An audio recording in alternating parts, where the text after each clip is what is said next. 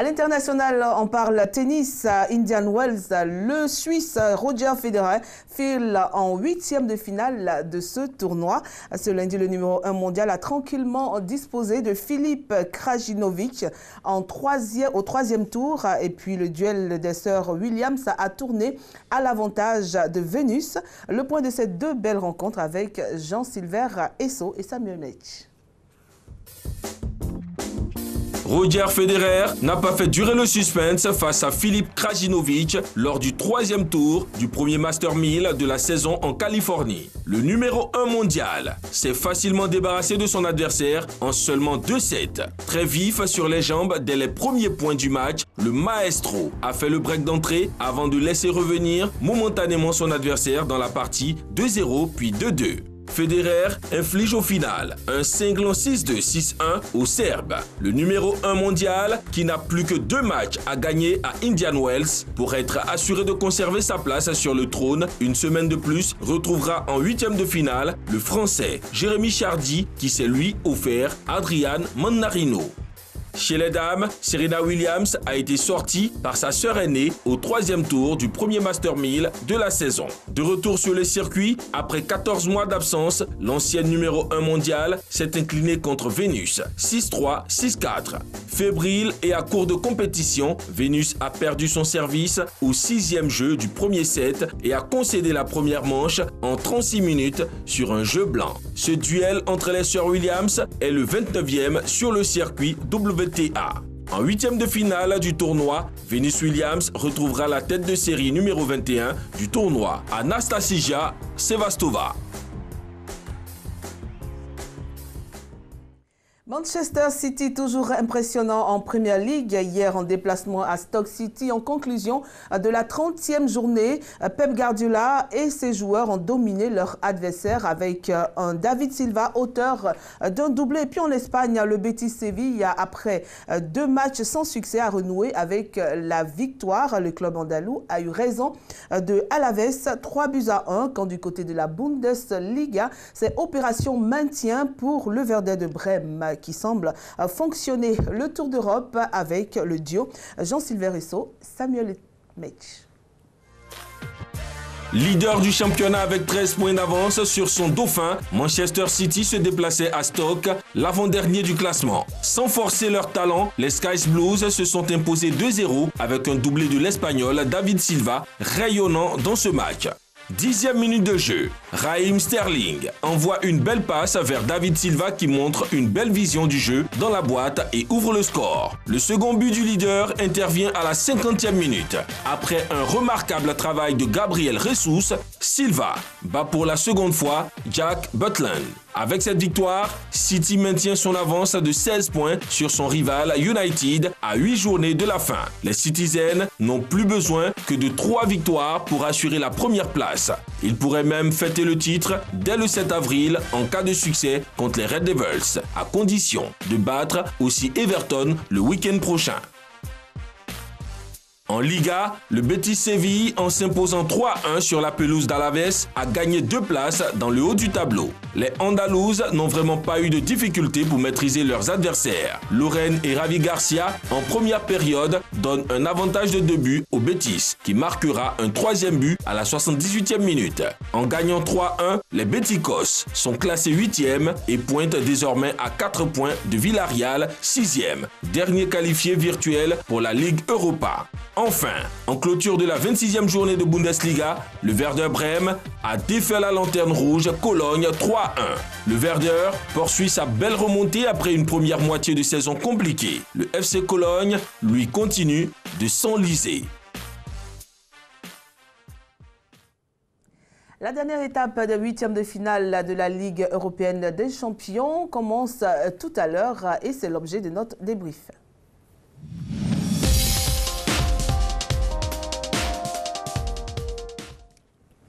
Manchester United, FC Séville, Roma, Shakhtar Donetsk. On aura droit à ces 2 rencontres aujourd'hui pour les 8e de finale retour de la Ligue européenne des champions. Pour l'instant, présentation de ces 2 rencontres avec Jean-Silver Esso et Samuel Metch.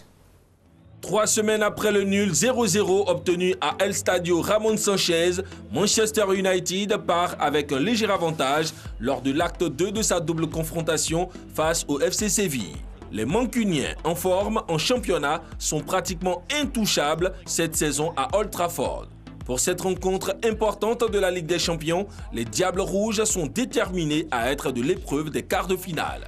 Mais attention, Eric Bailly, Romelu Lukaku, Marcus Rashford et les autres Diables Rouges ont intérêt à rester prudents, car les Andalous, emmenés par Ben Eder Banega et Nolito, veulent créer l'une des surprises de ces huitièmes de finale en éliminant Manchester United. Au même moment, au stade olympique de Rome, l'AS Roma, battu 2-1 à l'aller, tient à la revanche.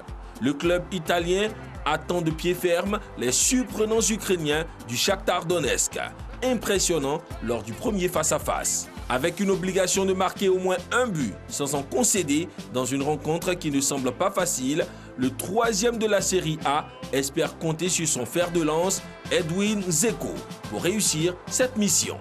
Une mission pas facile car le Shakhtar Donetsk, même s'il est privé de l'expérimenté Darijo Srena, suspendu, dispose d'autres atouts, notamment sa colonie brésilienne, Fred, Tyson et Bernard, pour assurer la qualification en quart de finale. Alors, des rencontres très importantes à suivre tout à l'heure à 19h45. Mais déjà, messieurs, dites-nous, est-ce que l'AS Roma, selon vous, peut-elle inquiéter le Shakhtar Donetsk?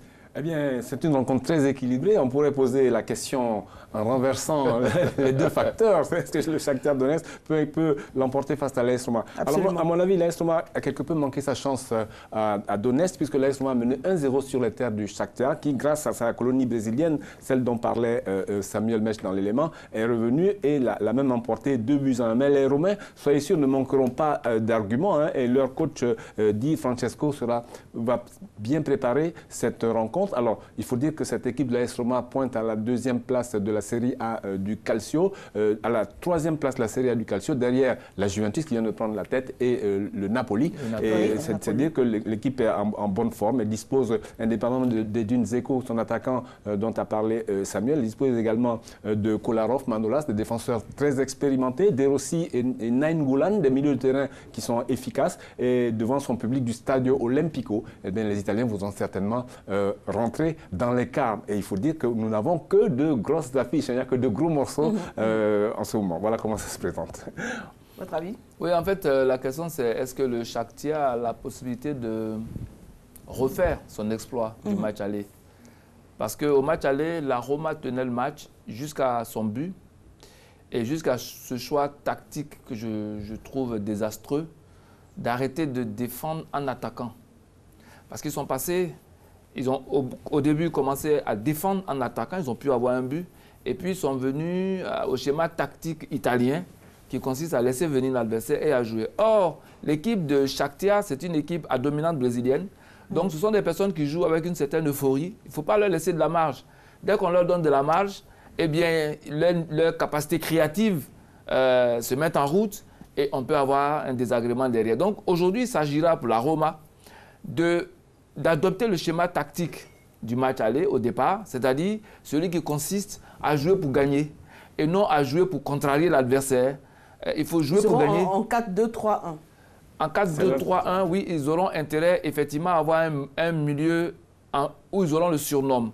Parce que la force du Shakhtar, c'est la qualité et la rapidité de sa transition défense-attaque. Ils sont des jeunes, ils vont très vite et ils ont appris à jouer en une touche.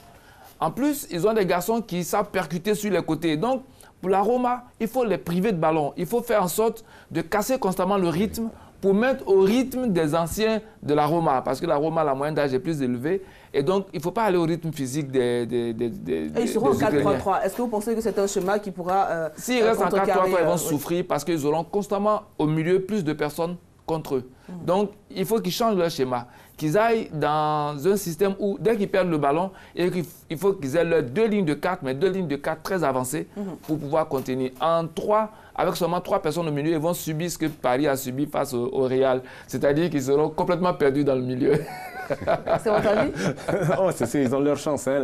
Les Romains ont leur chance, mais il faut qu'ils jouent à l'italienne. Ils ont une avance d'un but, mais ils ne vont pas, dans un premier temps, rester dans leur camp. Il leur faut absolument essayer d'attaquer. Mais le scénario idéal serait pour les Romains d'ouvrir la marque. Dans ce cas, ils vont se livrer à leur jeu favori, contenir l'adversaire et placer un contre. Mais le Shakhtar Donetsk, hein, qui est en tête du championnat d'Ukraine, avec devant le Dynamo Kiev, n'est-ce pas? Eh bien, est dans une très bonne forme. Hein. Et vous savez, ces Brésiliens, on en parle, il y a beaucoup de Russes parmi eux. Hein. Il y en a qui sont naturalisés. Eh bien, ils sont capables de prendre le jeu à leur compte et sur le plan offensif. Mais quels sont les atouts aujourd'hui des Romains? Les Romains, c'est Edun Dzeko en attaque et puis la tenue du ballon en milieu de terrain et la solidité défensive. La maturité tactique. Voilà, c'est cela. Ils ont une maturité tactique. En Italie, dès les écoles de foot, ce qu'on apprend, c'est la tactique. Si. Le respect de la stratégie, le positionnement les uns par rapport aux autres,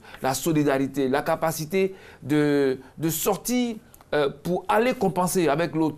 Donc, c'est une maturité tactique impressionnante. Toutes les équipes italiennes le démontrent. On a vu hein, dans le match où Tottenham est tombé, mais c'est encore les questions de maturité tactique. Tottenham tient son match, mais à un moment donné, 5 minutes d'absence dans le jeu, ça suffit à les éliminer.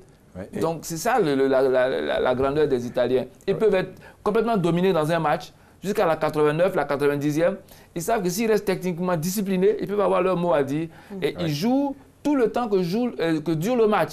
Ils ne sont pas un moment dedans et un moment dehors. Non, ils sont tout le temps dedans. Ils peuvent paraître dominés, mais ils sont dans leur schéma tactique et ils iront jusqu'au bout avec la même persévérance que dans n'importe quel match.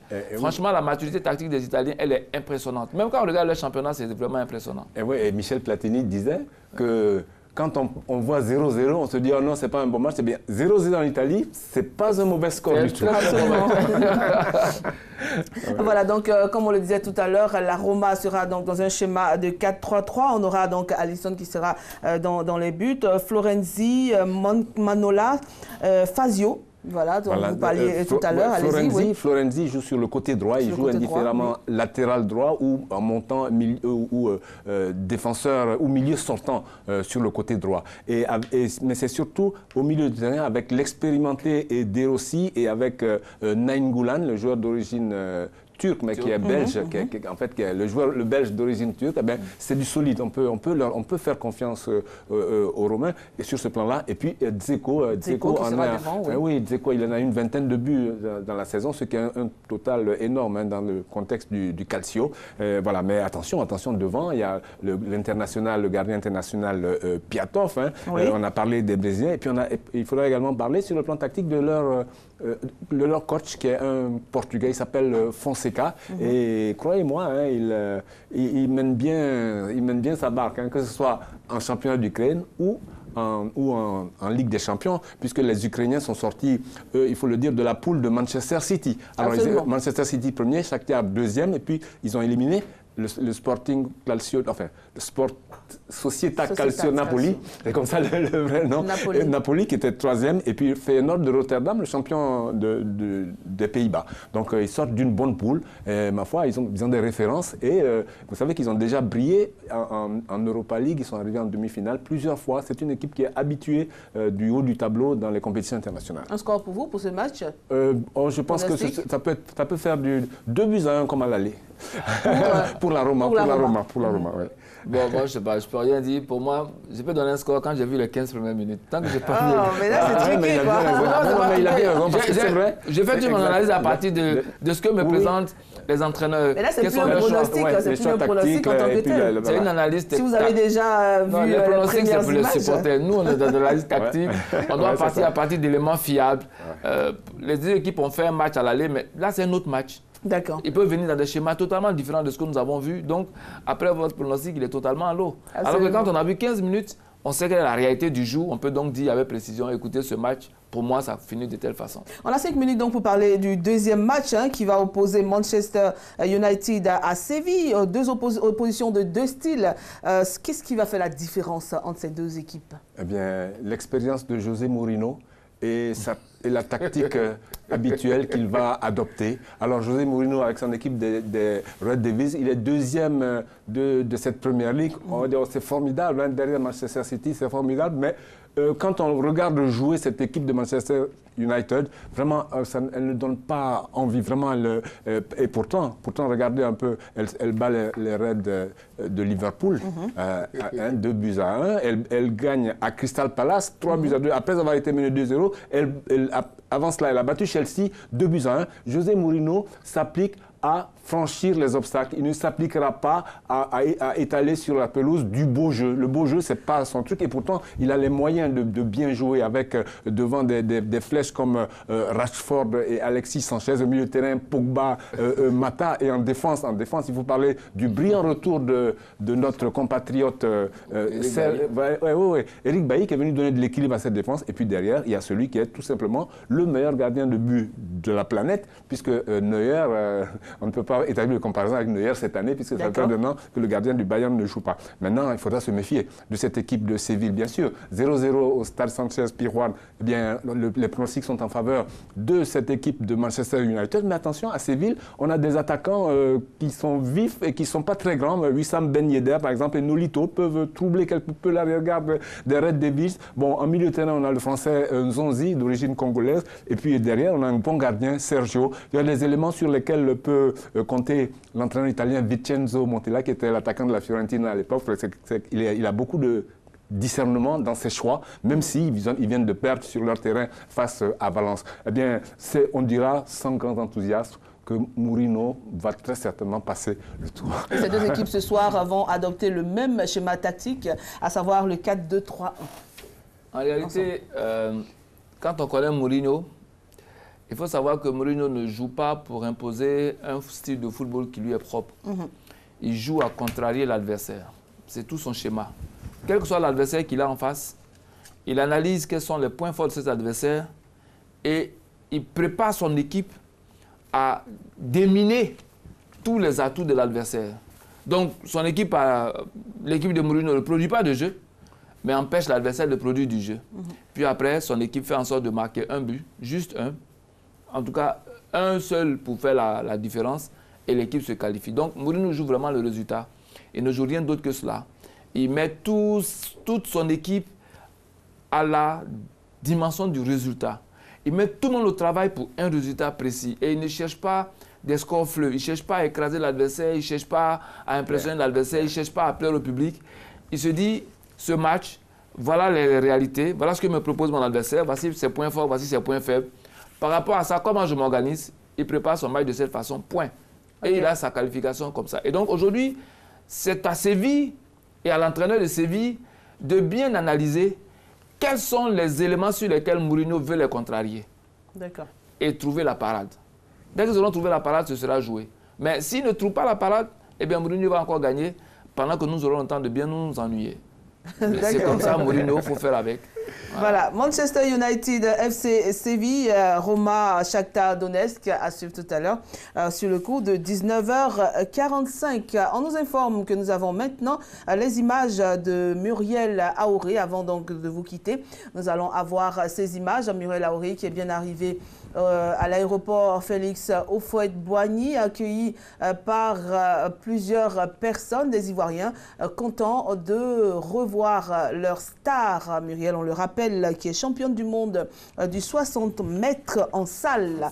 Et sa vice-championne, c'est bien sûr Marie-Josée Tallou, mais pour l'instant, voilà Muriel, voilà, qui mérite cet accueil-là. Oui, la reine du sprint ivoirien, c'est elle qui a tracé la voie à Marie-Josée Tallou. Muriel Aouré, qui a eu près d'1 an et demi, 18 mois où elle a couru en demi-teinte, contrariée dans son projet sportif par des pépins musculaires et également par un choc d'origine, en fait, d'ordre familial. Voilà. Et là, avec tous ses moyens, elle montre qu'elle revient bien et cette victoire dans le 60 mètres indoor en salle, eh bien, augure de lendemain tout aussi intéressant pour notre championne. Moi, je retiens bien sûr Muriel Aouré championne, mais je retiens surtout l'accolade avec Marie-Josée Tallou et avec le drapeau et dans un drapeau ivoirien. C'est la fierté de la Côte d'Ivoire avec Marie-Josée Tallou et c'est une grande championne. Elles seront là demain sur notre plateau, ces deux championnes, Muriel Aouré et Marie-Josée Talou. Nous allons pouvoir parler avec elles, nous allons pouvoir les féliciter encore pour cette belle image qu'elles ont donnée de la Côte d'Ivoire au monde entier. Merci messieurs. Demain, on se retrouvera certainement pour ce plateau encore avec nos championnes, comme je l'ai dit, mais aussi avec d'autres informations sportives. Merci et bonne soirée.